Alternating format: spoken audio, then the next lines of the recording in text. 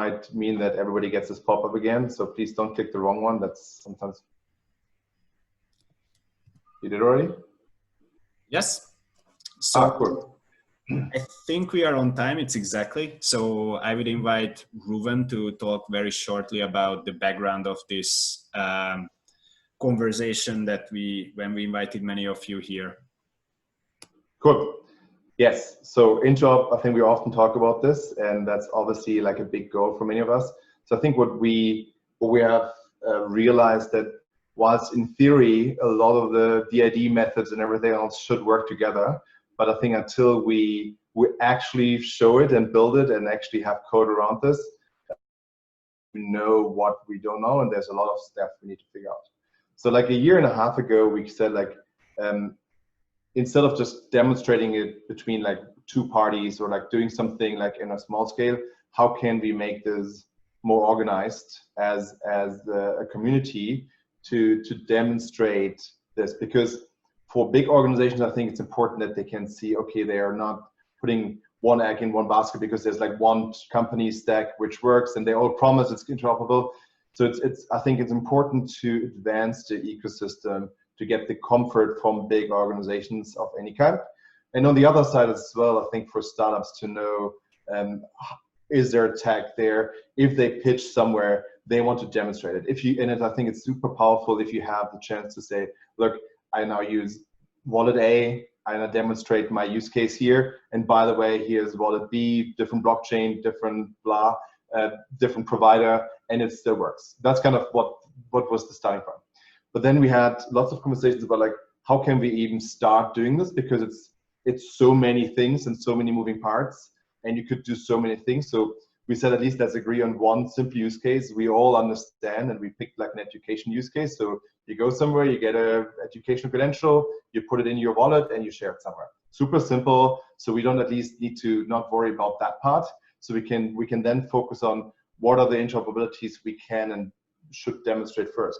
2 different DID methods or 2 different wallets, but the same DID methods, whatever. So we have like a lot of different ideas, and we started a bunch of like different things. And Ori will talk about what we actually have done and what we have done on the technical side in a second, just to give you a little bit more background. So that was something we really thought is super useful, and we have not maybe done a sufficient, I think, job in terms of like really putting a lot of resources around this, in terms of managing this and project managers, because everybody's busy. We're all doing this as members. Most of us have a day job.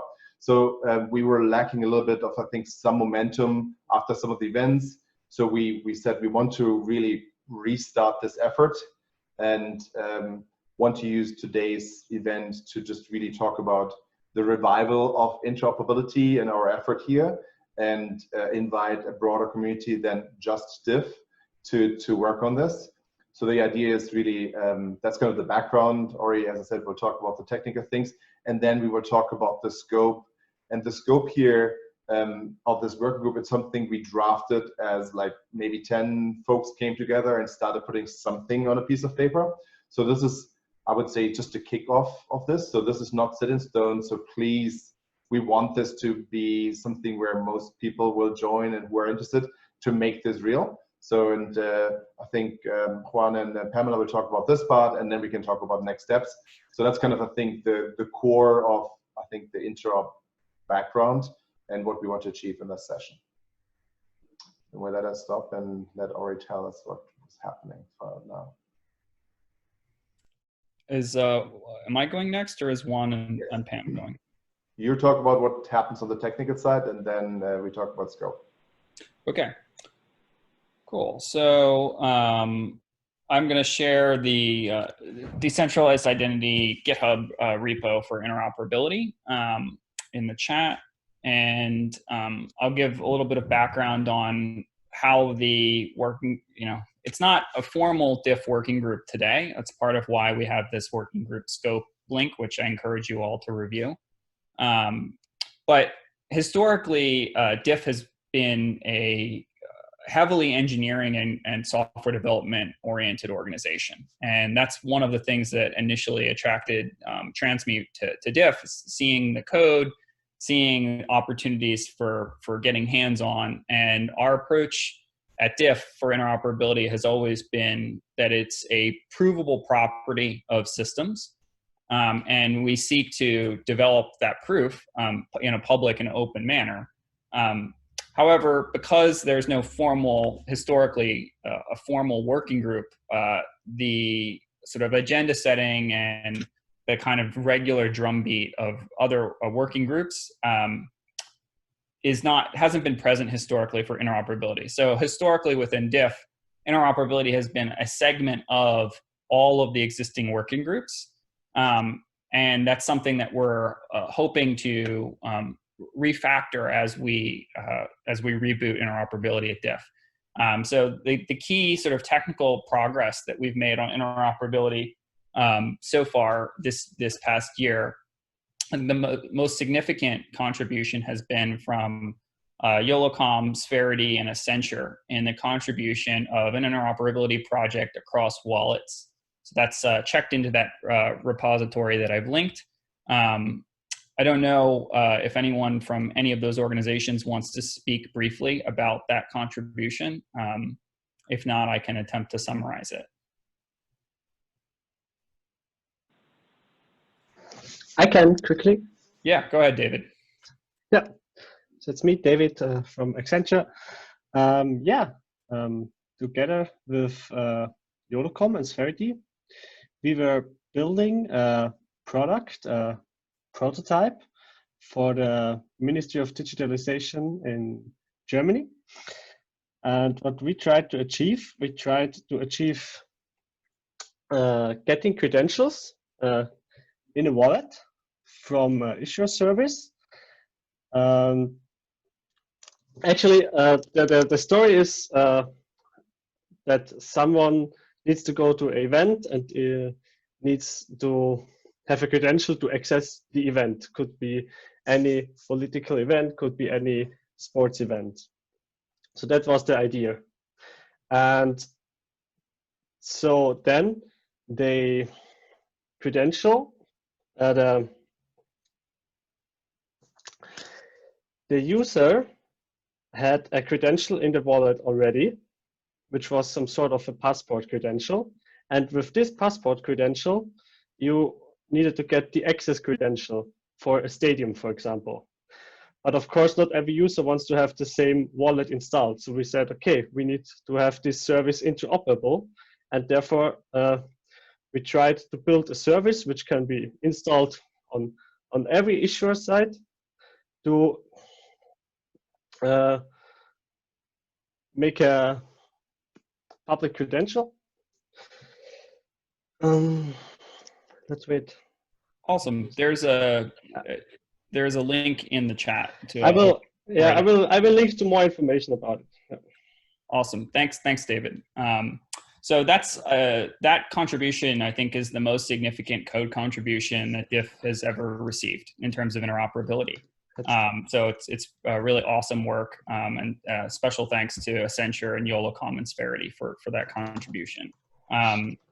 There has also been a couple other interoperability tests and demonstrations checked into that repository, and in fact, the sort of original education use case from the perspective of a holder visits an issuer website, receives a credential to their wallet, goes to a verifier website and presents that credential was realized in the DHS SVIP Interoperability Plugfest across a number of companies. The software that supports that is not in DIF, but a lot of the mechanisms behind that are the same as the initial DIF agenda for interoperability, and I think there's still a roadmap to getting that kind of interoperability demonstration committed and operated within DIF. So that's on the roadmap for agenda items that we may work on in the future at DIF. But I think from a technical contributions perspective, the main thing that we're looking to establish at DIF now is a process and management and organizational structure that we can have continuous accountability and check-ins and support for test suites and integration So that's what's coming next for interoperability at DIF. And I'll stop there and hand it over to Juan and Pam.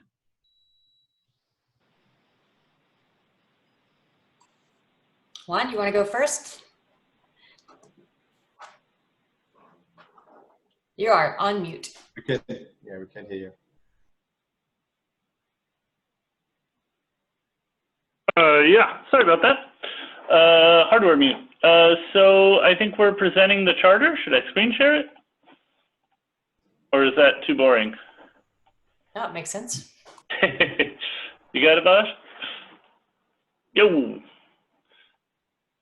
So our idea for moving the interoperability project into a working group was to be a working group that is like a switchboard, recommending work items, elevating work items, applying pressure to other groups, being pushy maybe some of the time. Yeah, our idea was that that everyone's already working for interoperability anyways, but the difficult part is having a sort of, you know, sort of a bird's eye view on what everyone's working on and trying to promote what people don't know, what one group working on interoperability doesn't know other groups are waiting on, right? So identifying gaps that won't otherwise be prioritized. So sort of identifying and making sure things get open sourced and documented enough to be useful for everyone else, because a lot of the tools needed are already there. They just, you know, weren't documented enough or open sourced enough or publicized enough, socialized enough. You know, a Neil's office can only do so much. Yeah, the idea of this working group is to build on that precedent and to sort of host and document and match make so that testing suites get maintained, updated, so that you know, communication between working groups happening in other communities are connected to each other. Yeah, that's I think, is that a good summary, Pamela? Do you have what did I leave out? No, I think you're exactly right. You know, I think that the bottom line is that if this working group can be a place where we discover each other's technology and we understand how they can align with each other, and we foster, you know, we foster that alignment and that connectivity, then I think we succeed. It doesn't have to be fancier than that. I think I love how simple this group has kept it. Maybe one thing worth identifying, calling out, I guess, is that the terminology is still a little up in the air. We're definitely open to input on the subject, but there need to be lots of chairs or chair-like essential people that also regularly attend the major meetings of other communities to make sure there is never a situation where a month goes by without this group finding out that important relevant work was happening somewhere else. So if the primary moral imperative here is to avoid double work, avoid parallel redundant work, these sorts of liaisons with other major communities where a lot of the work is happening are essential. So the secure data storage group and the DIDCOM group are great for having these sorts of bilateral communication channels with other organizations incubating specs and standards and components for a shared stack. But this group would have a very explicit requirement that there be those kinds of multi-community members.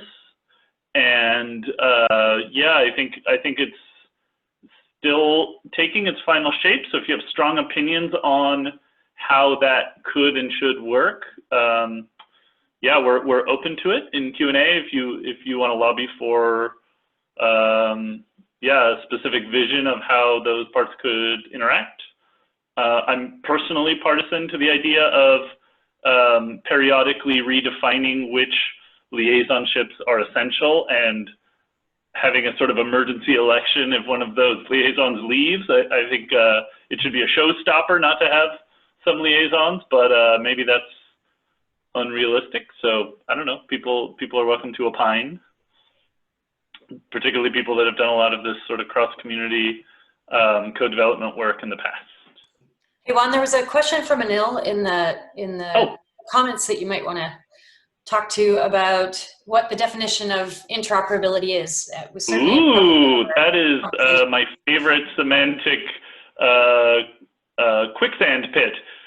So I'm going to try not to bike shed at all here, but different communities would slice the layers thicker or thinner and say at how many layers should be interchangeable, right? So I think there are people on this call that might say there are 4 components that you have to be able to swap to say that the whole stack is interoperable. Other people would say 8, 9, 10. So I think that conversation, this group should not have a definitive answer to that, but to try to be sort of pragmatic, balance the near, medium, and long term in terms of getting as much swappability and testable interoperability and protocol-driven interoperability as soon as possible. So I think that's why it's not a working group that's ever done, because maybe once everyone agrees on four layers that are fully swappable and there's 3 competing options for all 4, then you revisit the question and break one of those in 2 or 3 more slices. Is that a good answer, Neil? Or did you have something more specific in mind? So I'll simply note that I've been on the receiving end of definitions of interoperability that are either I am a company with a product, all of the entities in my ecosystem will onboard into that company using our beautiful APIs or bespoke connectors. And that is defined as interoperability, which to me is, as somebody who went through the WS Death Star cycle in my career as well, is the new version of the enterprise service bus, right? So the other option that I've seen as being definitions of interoperability is everybody choosing a particular ecosystem or a product within that ecosystem and showing multiple independent companies interoperating using that, right? And for me, that is software monoculture, not interoperability. Now, so from my perspective, provided those 2 are not the definitions that you land on, happy to see this work progress, right? I just hope that those 2 are not the definitions of interoperability that you're using. Full stop. Definitely, and I think DIF really prides itself on being an organization devoted to pre-competitive code development, and you know, that it would be hyperbole to say that no concessions can be made to anyone's business model. Of course, that doesn't get very far either. But the sort of guiding light here should be allowing a market to form in which no one has vendor lock-in. Like, I'm a hardcore anti-vendor lock-in partisan. It's not, you know, that's something we have to stay vigilant about and make sure that part of why the code of conduct is so detailed about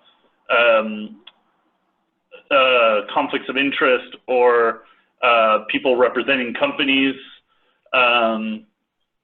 I think we've given a lot of thought to what the procedure should be if in any working group, including the interoperability working group, there is a perception that, oh, this member, this chair, this liaison is pulling too hard for their business model or their company's agenda. There needs to be a sort of resolution mechanism there, mediation mechanism there, because the value of DIF is having a strong, plausible claim to neutrality in this matter. So I think that's a really high priority. And I think that's maybe too much detail on this question. No, it's a valid point. I'd simply note that disregarding business incentives is not helpful either, right? So, right. Otherwise, you're not going to get people who are going to be contributing. So my tagline in this has always been build your innovation on top of a foundation of interoperability, because it benefits the ecosystem at a minimum. And as somebody who is fund this technology in order to ensure that we have choice in the marketplace that we can buy from, I am perfectly happy to evaluate your magic sauce that is built on top of an interoperable foundation. And if your magic sauce is that compelling, we will more than likely buy it because it solves a problem for us. But you don't get to lock us in to your product by having proprietary APIs and proprietary standards in what you need to do. So there has to be at least a clear support for a baseline of functionality that allows me to move off of you as a vendor. And your point of differentiation is the value add that you bring to the table, and not the licensing of your API or the magic that you construct in your interfaces that you expose. Right. Yeah. So just want to what's your hand up for? Yeah, I'm a host, so I can't raise my hand in the Zoom. So I needed to interrupt for a second. So I think there were a few things which came up now in the last 2 minutes, which I just want to reiterate and just support. I think we have seen interoperability activities in specific settings already. So there was a connectathon and the Ares community. There's a lot of really good stuff happening, and I know the Plugfest and other things. And I've seen lots of companies doing their interoperability with 1 or 2 other wallets, and there's lots of learnings. So I mean, David talked about this with Extension and others. I know many other activities, and we were partly involved in some of these things as one of the providers. So this is all good, but the learnings are often very isolated in a small set of organizations. So if this will just surface all the things which do not work well, that's a very valuable piece of information for the community. So every problem which is coming up should be channeled into some of the working groups, either within DIF or outside of DIF in CCG or wherever the right place is. So this could be really we think this should work, but oh, it doesn't work, and now we know why, and we can delegate, quote unquote, some of the figure out this or this format or this and this way how you do this. What's the best thing, and then bring this back. So when you ask about what's the definition, I try to not give a definition. I think it's demonstrating on all kind of levels that things work together to build something which is really modular and cross-industry, cross-ecosystem, capable to interop. And what I believe, so I'm advocating for this group should have a 3-month objective, which is a very tangible, clear thing what it can do, and a 9 to 12 months, also concrete but less defined set of objectives, where we say, okay, we haven't figured out X, Y, and Z yet, but there's all these working groups working on this. Let's aim that in Q4 this year we can do something. So there's a good chance that this will work, but there's a reasonable or maybe higher chance that it will actually have people would say, no, this is more important to demonstrate. And so if this group can build the framework to allow 2 different things to happen in parallel, so if one group thinks we want to demonstrate X, Y, and Z interoperability, and others would do the second thing, that's not a bad outcome. I think it's actually a good thing if we allow a forking of different streams of activities, if we have things come together. And that's for me how this how I see this as most valuable, rather than a specific tag to be proven. It's more that we find a way to bring things together, validate, and have a framework how we do things. And then just to iterate, I think what Juan already mentioned in terms of the liaison. So yes, we could say this is a DIF thing and we invite a few members from others, or we send someone from DIF to the CCG every month. That's the, I think, lower bar of what we would like to have. I think this should not be a DIF interop thing. It should feel like a community interop activity where we get everybody who's comfortable to join, and it's not diff versus errors versus something else. It is about having this, and even that's what I'm saying, I think the liaisons, like the chairs, ideally are representatives, or like liaisons, the word representative is maybe tricky, but they actually are part of the other part of the community. And so it's like from the beginning and from the governance perspective as well, like a joint effort and not a diff effort with some friends here and there. That's kind of just to want to iterate why we put some effort around that concept. Or you had your hand up. Yeah, so I agree with everything Ruben said. I think the charter language attempts to provide some clarity in terms of definitions for interoperability. And I'll say, as the current chair of the Interoperability Working Group and as an active member of the CCG, there is a gold standard for interoperability, which is multiple independent implementations of a standard that's under development at a reputable standards organization. And that is the gold standard that I personally believe in from an interoperability standpoint. And that's the sort of target that we're attempting to build on. And in order to achieve that, you need concrete test suites that prove that your multiple independent implementations are actually interoperable. So for the engineers out there that want like a really precise, concrete definition of interoperability, there's a specification for the topic. There's multiple independent implementations of that specification, and there's a test suite that proves that they work together.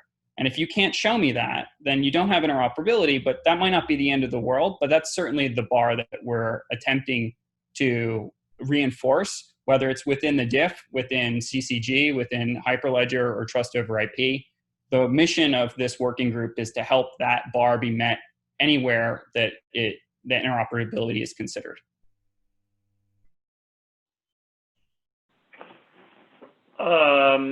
And I wanted to get to Kishore's question here in terms of how does the group balance decentralization versus MVP or table stakes, or I don't know, how soon there can be a full stack to demo in production. And I think that is best expressed as a periodic balance rather than a definitive balance. I mean, I think a lot of interop efforts with a narrower scope, for instance,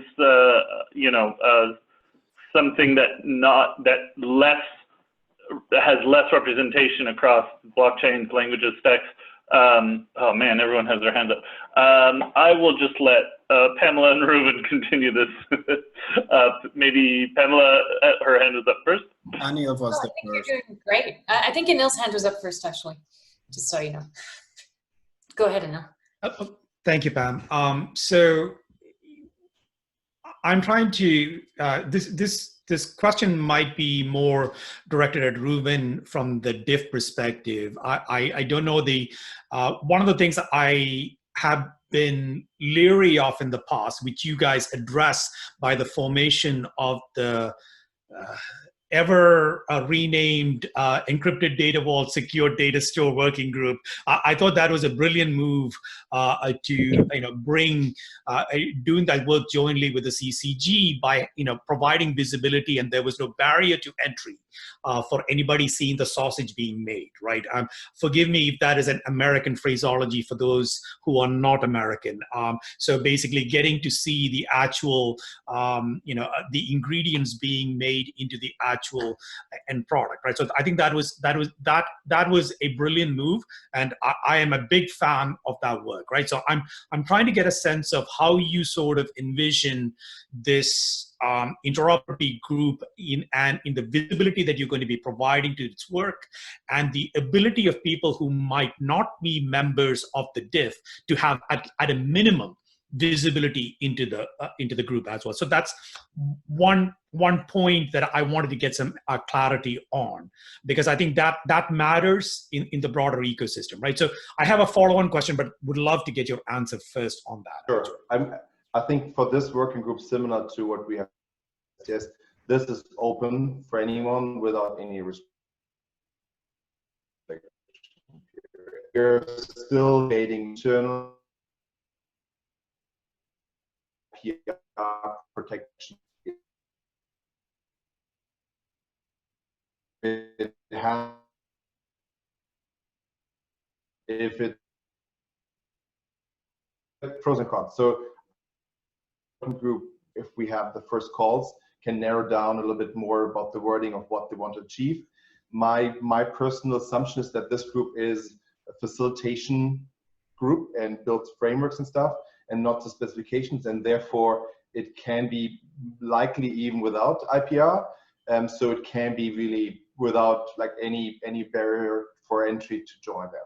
But even if it was, there's no financial, like there's zero cost for anyone to get involved.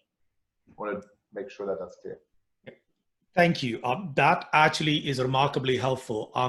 That brings me to my follow-on question, right? So I have an incentive from my organization to ensure that the work that we're doing, the artifacts that we are funding, the companies that we are funding for testing the infrastructure are developed in public, get back from public, and is usable by the public, including members who are not part of funded companies, having the ability to basically contribute, recommend changes, be involved in the development and maintenance of, right? So, and I can mandate that by the contractual agreements I have with those companies, and I have doubled down on that in our new, with explicit language in our current contract, that it is expected anybody who is awarded will be participating in the public in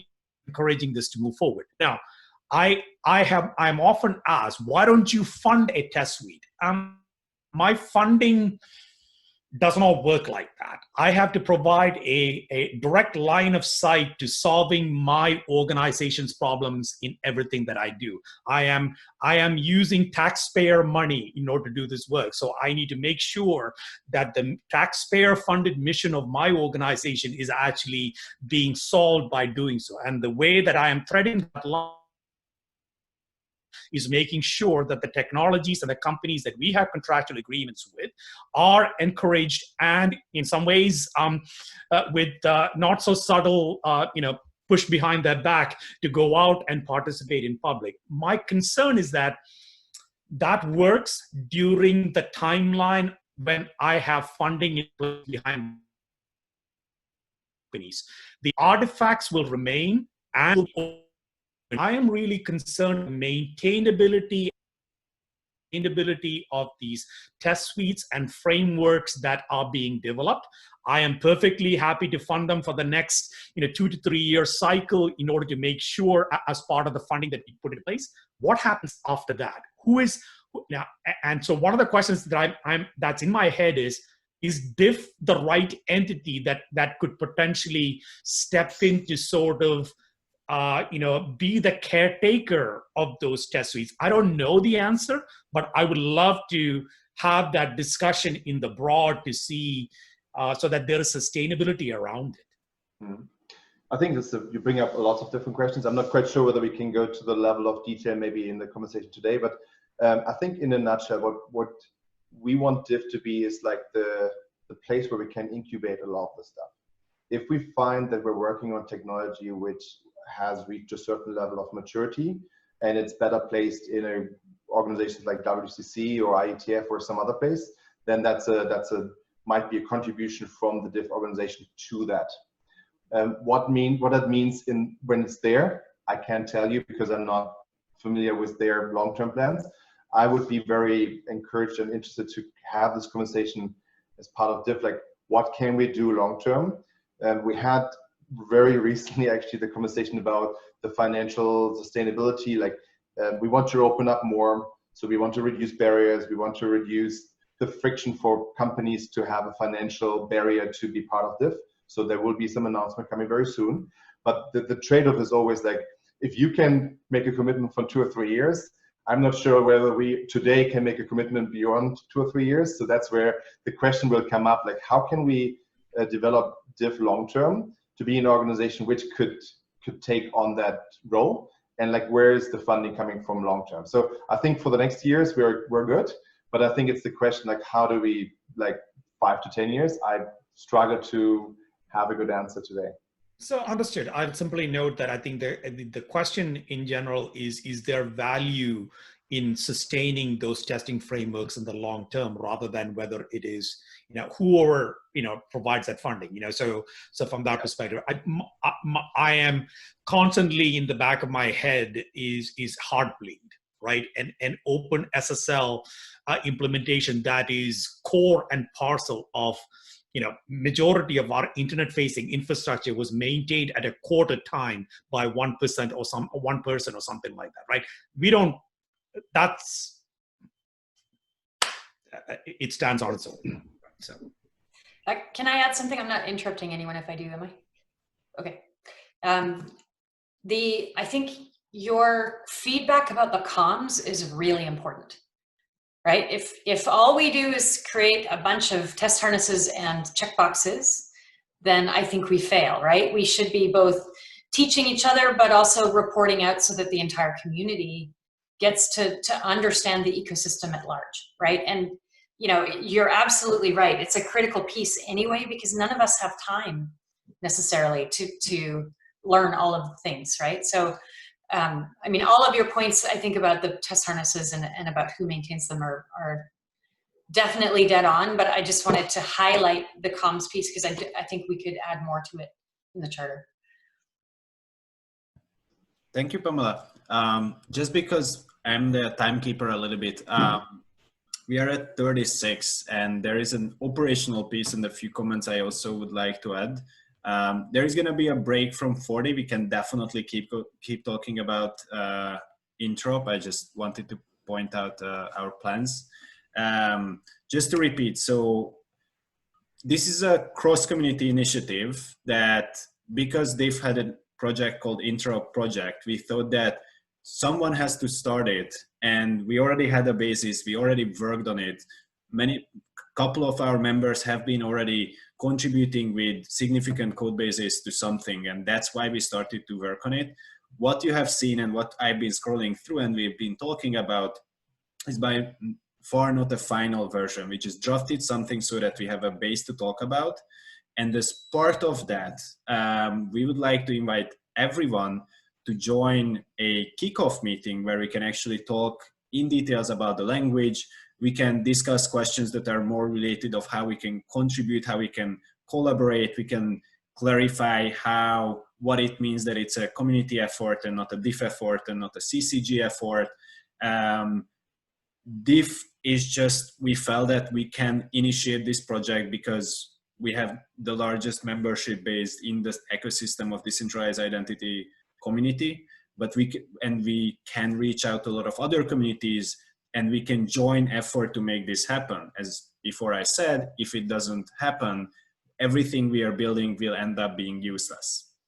And I just shared a link to a Google form that if you sign up, we'll send you a calendar invite for the 26th of June, that's next Friday. This is the first kickoff meeting, and we are planning to have a second kickoff meeting because this meeting is only benefiting one part of the world and the others can't attend this one. And as part of the charter, we also highlighted that we really want to hear every voice constantly, and not just in PRs, but also to attend calls. So we initiate the idea to actually host multiple calls in different time zones. This is the first kickoff meeting. Please sign up. There is going to be a lot more discussion. We can go in on the language, we can go in on the operations, we can take apart everything. I just wanted to make sure that the link is out there and everyone can sign up. We will put it in the follow-up email as well so that it reaches everyone. And I'm very, very excited that actually so many of us can hear it. And we are excited. Yes, we are 100 plus. And with that, I would like to close the official part of the Interop discussion, say that unofficially we have a 20-minute break planned. and we can keep going on talking about interop. And at the top of the hour, I would like to go with the next topic session to be kickstarted, which is not interop. So please keep going. I just wanted to point out a little bit on the point that I had. Thank you. Ruben? Cool. Thanks for that. So you can all go get coffee and so on. I still will talk. So I think I would just want to respond, I think, to one of the questions which came up about like level of decentralization and other things, because I'm personally, I think, quite passionate about the topic in general, and I think there are very different opinions and religious and other like philosophies of like coming together. So I think in my mind, there is no good and bad. Is this too decentralized? Is it not? I think there are lots of efforts to make rubrics around DIF methods. What's considered, like what are the parameters of this? I think if we as a group figure out a way that we can make things transparent, so people can say, okay, for my specific use case or for my individual freedom, I want to choose X, and we can make sure that the things still work together. So if someone chooses to operate on a DIF method which is operated by a certain company, a certain group, a certain government, I think that's 100% cool. Everybody should pick their own, or should be able to pick this. I think what we should do is not to say this is right and wrong. It's more, if this is the trade-off. If you choose this, then that's what the outcome. So the interop capability should just test the interfaces. So it doesn't matter which DIF method you choose or what kind of protocols you prefer. You know this can work with the other ones, and it's then a choice of both parties to say, I'm comfortable if someone comes with whatever their own personal DIF method which nobody else has looked at. I don't trust it, or I trust it. I think that's something we will see. So there are groups in our ecosystem who really want to tackle the governance questions, which is fine and completely cool. I think some people might choose no governance or like things, and I think this group should ideally not have a super strong opinion of like this, it must be this or must be that, because I don't think if we want to really build diverse technology, it needs to have a certain freedom for people to have a choice. They should have a choice of what's decentralized enough for them. It should be a choice what is considered, I don't know, the right, I don't know, governance framework for a certain thing. Because if we're building something which should work on a global scale, we need to be careful that we're not coalescing around like one specific mindset of a certain, I don't know, community, nationality, organization, the West, or whatever you want to call it, because we tend to have this implicit nature because many of us are part of businesses. So we want to build technology which works in a certain business setting, which is absolutely legit, and that's fine. But I think I've seen a lot of people around us as well, which I think we would be really benefiting from if we can attract people from the industry, or not the industry, actually the not industry, to be participating and building on the tech, which may have different philosophy and might not want to optimize for corporations or for governments, that they also find this a community which is welcoming. That's my only trying to like extra pitch in terms of let's not be too philosophical about what's decentralized enough and so on. But Anil, I guess you're next. So completely agree with you. I do think that it is important when you're focusing on interoperability to focus on interoperability and not let scope creep come in the way. So there are a plethora of challenges that we sort of need to address when we are deploying these type of systems. Interoperability provides that foundation, but I would, from our perspective, we are considering how do you assess the security, privacy, and a variety of other aspects of a DID issuance infrastructure. How do you assess and determine whether or not a wallet meets certain set of criteria? Those are important things. They are interoperability plays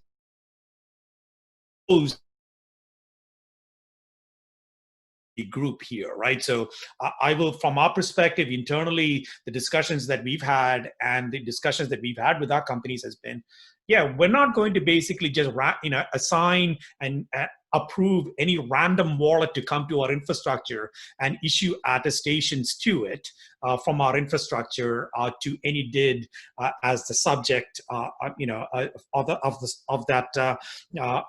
that attestation or credential. So those are things, we have. I don't think there is.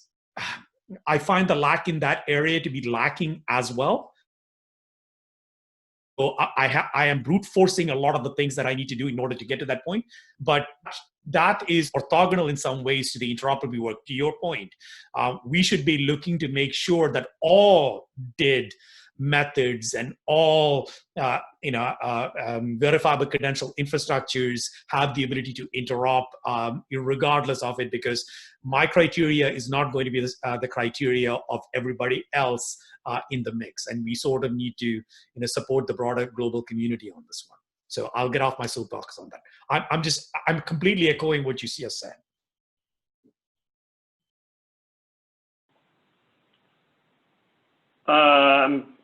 It's a hard conversation to moderate because there's a lot of interesting stuff in the chat and in the Slido.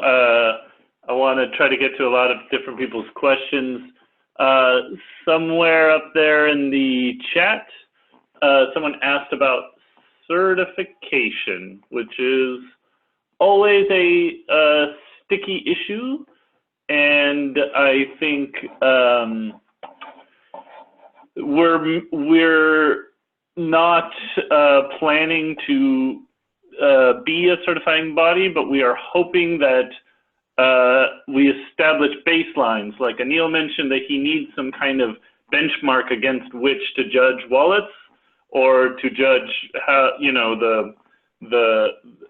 to compare claims of interoperability or of freedom from vendor lock-in, and that is still a ways away. There's some sort of pre-development that needs to happen, some level setting before we could even be contributing to that. So I think I would emphasize that the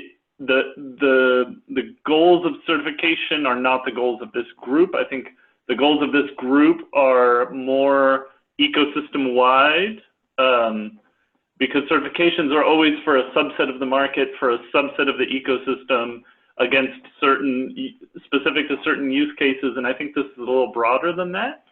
But maybe someone will raise their hand to disagree with me. No, Ruben, maybe? Juan, just as a note, I wasn't sure if that comment from Daniel, the question from Daniel was actually directed at me. I will, or the community in general, right? I will answer from my perspective simply because I think it's at least interesting to get one perspective of a authoritative issuer of a credential. In our particular case, what we're moving out on is the digital issuance of a US permanent resident card. So yeah, to be blunt, Daniel, yes, we are actually going to make an assessment and only issue into a wallet with a subject DID that we have assessed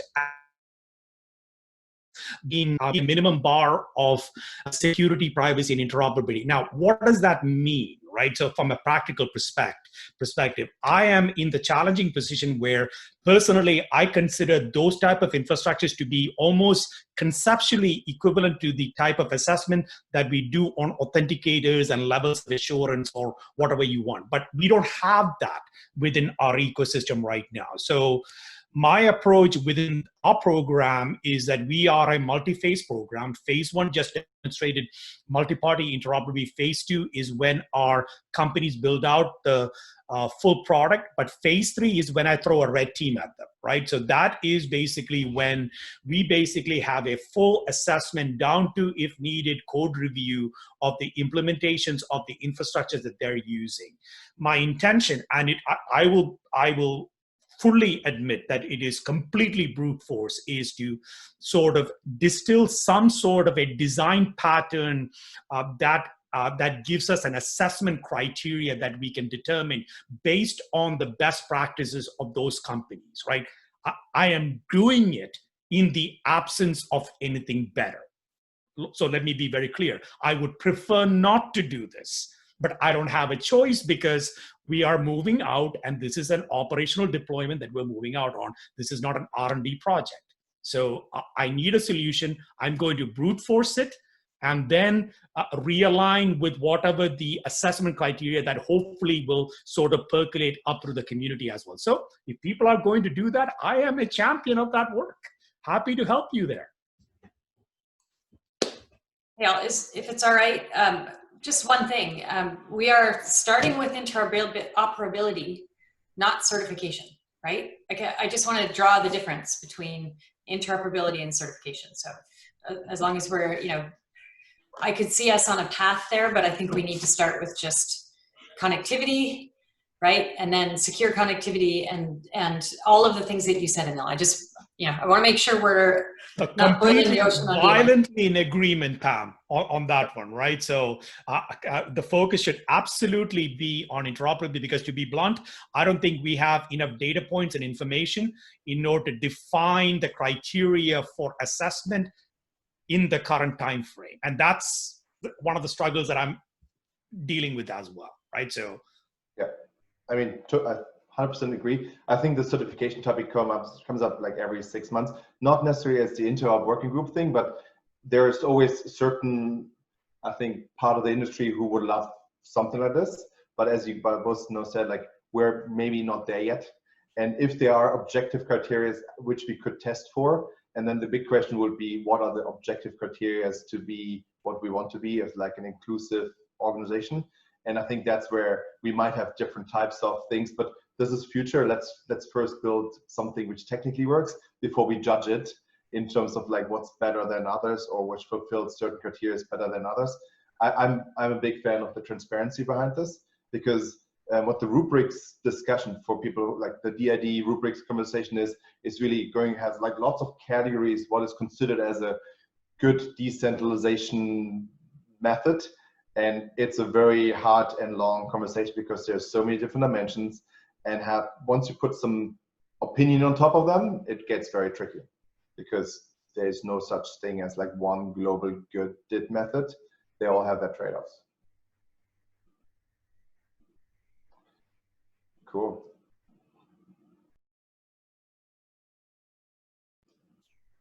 So we have 8 minutes left. Any other points, or should we just?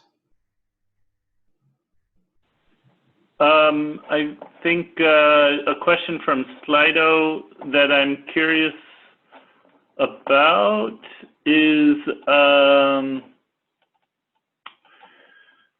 about interoperability and business models. Asking, someone asked how the business models that are software as a service or charging per issuance, per verification, per wallet, if those are a consideration of the group.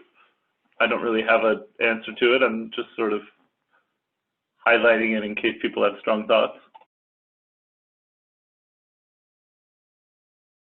I mean, people will build their businesses around this. I think the core thing for many people to have, I think the sufficient traction is to demonstrate the interoperability, but I don't think that the group is opinionated about people's business models more broadly, but that's didn't come up yet.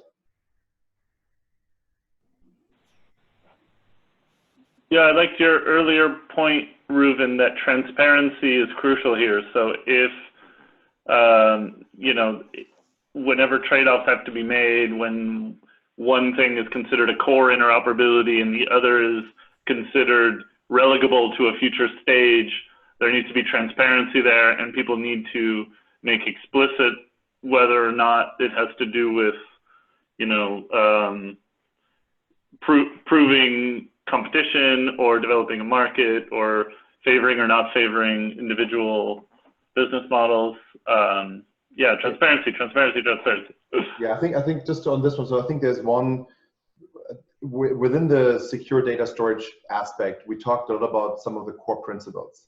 And whilst with DIDs, it's kind of built in that someone can come up with a new set of keys and you can move your DID to a different wallet or something else. So that's kind of something we need to prove, that you can actually move between vendors.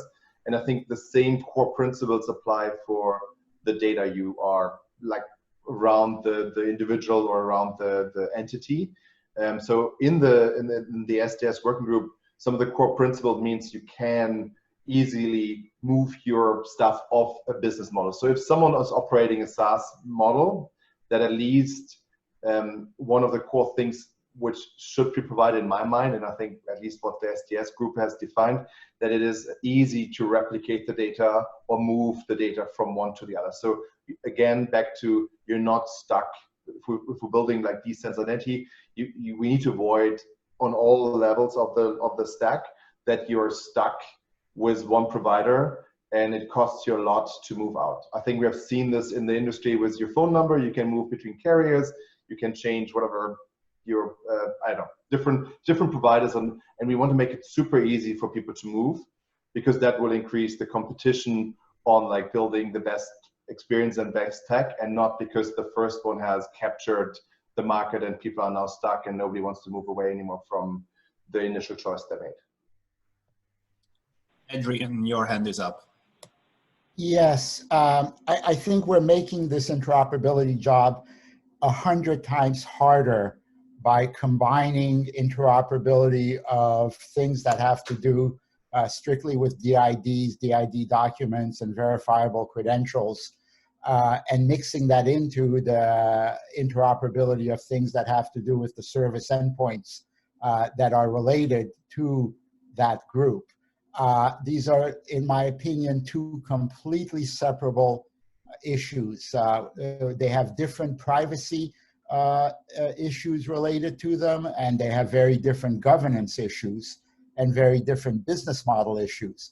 And the fact that in the SDS conversation, which we'll get to at 2 o'clock, that we're going back and forth between, you know, does the data storage refer to wallets, or the DID-COM discussion that gets into these issues of the rubrics of decentralization at the transport layer. We're going to keep going around. I'm not saying we won't solve it. We're all working very hard to solve it. But I'm suggesting that the scope of the charter that we are talking about in terms of interoperability needs to get this right. If we absolutely see that the charter has to combine the service endpoint interoperability with the rest of the DID VC suite, then we better be very, very careful in understanding what that means from privacy and separation of concerns perspective. Yeah, I can only chime in there from an implementer's perspective. We're currently using a cloud agent and integrated with our business logic to issue DIDs and verifiable credentials. And what I've observed so far is, for us, the main point is that there is interoperability across different cloud agents. And the whole topic of getting the VCs and DIDs out is another story that seems to be much more challenging, and probably also has a much greater impact on business models that are out there. I mean, it would be nice from an implementer's perspective if we could easily move between different cloud wallets, but I don't think that sounds very realistic to me at the moment. And yeah, I don't know, that would definitely require a very different approach and commitment by the different parties. Ruben's hand, and then Hardik, and then Ori. So yeah, I think I just want to, this comments came up because we talked about certification and like really long-term things. I go back to the comment earlier about there should be obviously a vision of what we think interoperability needs to look like at some point, but then have like very concrete 9 or 6, like 3 months, because something we can actually build now because we have solved the answer, we just need to show it. And then like in 9 to 12 months. So I would not suggest a lot of the things you guys are concerned about like doing as the first step at all. But I think the ultimate goal should be somehow at least articulate what this group wants to achieve.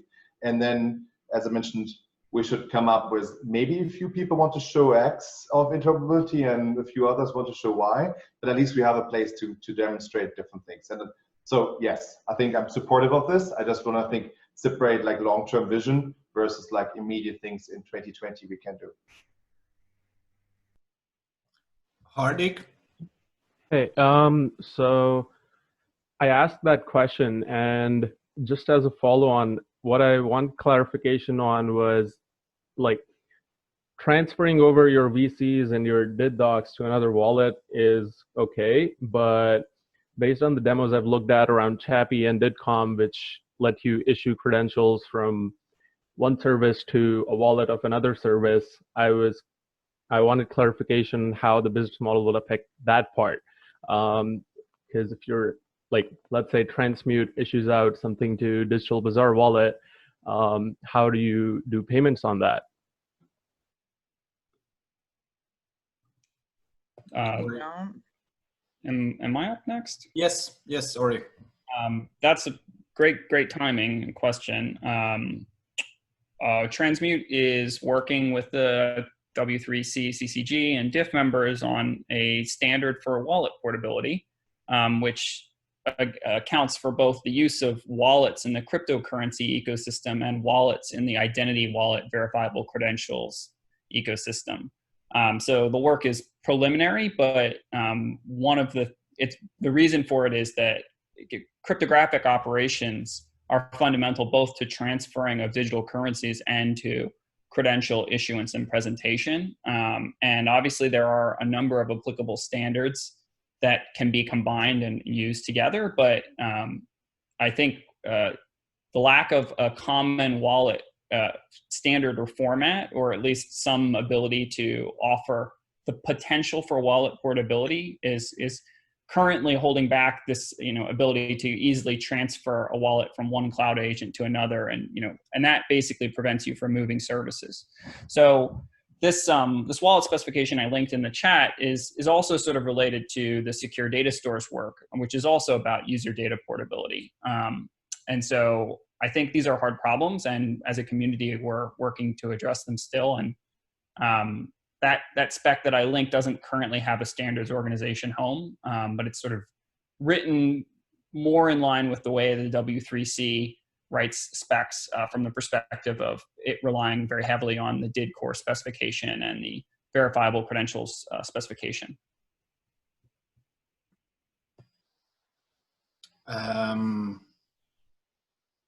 Anil, very quickly, just because we are over time and we heard you a lot, and there will be a yeah. I am very vocal in this space. That is correct. So I'll be very quick. One of the challenges that I'm facing is how do you ensure that the companies and organizations that are not part of the work that we're funding actually get to participate in some sort of an interoperability plugfest, right? So I'm trying to find an answer to that because I think there is value. I will also note that there's a lot of talk about interoperability.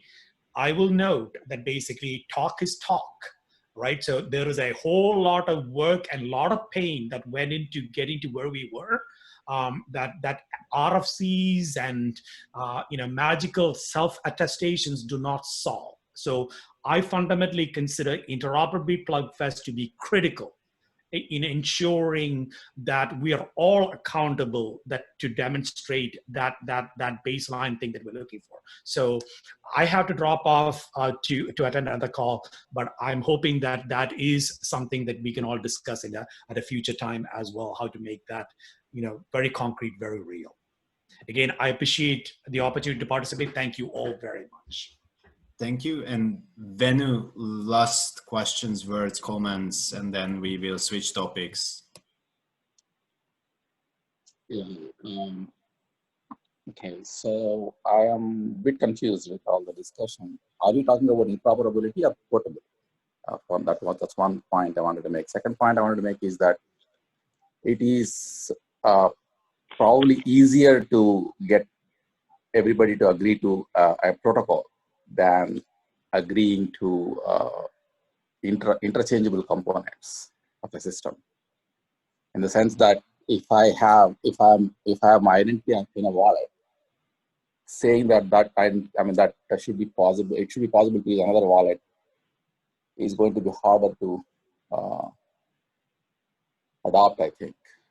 So I mean, if you look at network layers, right? I mean, there are protocols with interfaces and formats that have been proposed and adopted quite well.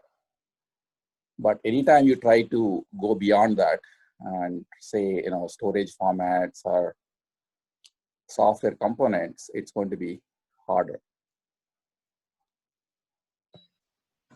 Thank you. Thank you, Vinny. And I think these were really good comments, and thank you everyone for chipping in different ideas. With that, I would like to close this topic now. We have been sharing, and we're gonna be keep sharing the Interop kickoff meeting sign up Google form bit.ly in the chat. Please join us next week, Friday at 12 p.m. ET, converted to your time zone. It's a first. There are gonna be a few more because we need to hear everyone, and we want to align all these questions so that it becomes an actual community effort, a cross-community effort where we can get some stuff done. As Anil said, that's not just talk, but actually walk.